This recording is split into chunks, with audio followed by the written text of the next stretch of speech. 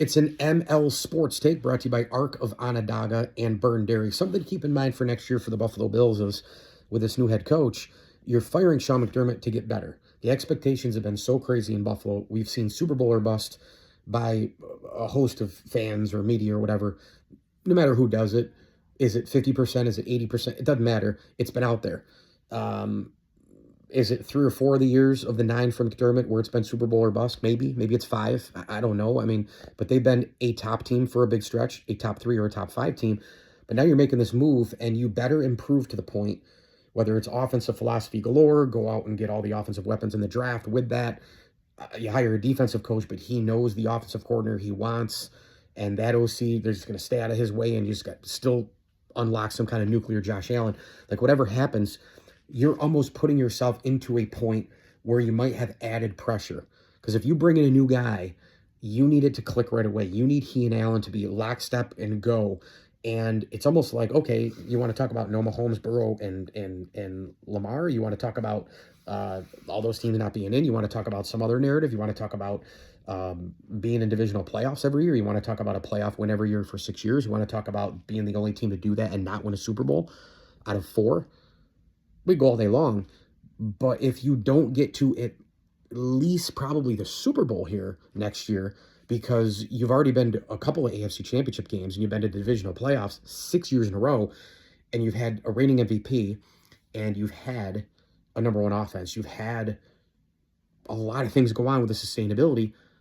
While McDermott has made a lot of mistakes, a lot of the culture and the team building, the sustainability and the CEO stuff and handling the media, and all of that is the credit for McDermott.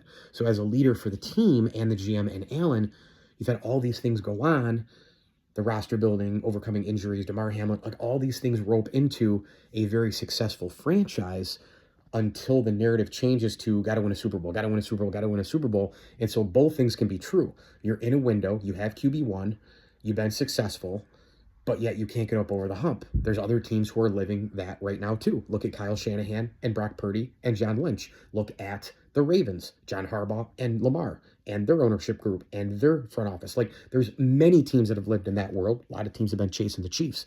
But if you make a move this drastic, they have to at least reach the Super Bowl, right? Because what happens if they make the divisional playoff again and lose? You then go back and go, well, you fired McDermott and could have gotten there again. And you're going to lose a lot of the stuff that you had inside the building. Very, very interesting, kind of going into next year topic to follow in Western New York. New stadium, too. Wild times in Buffalo.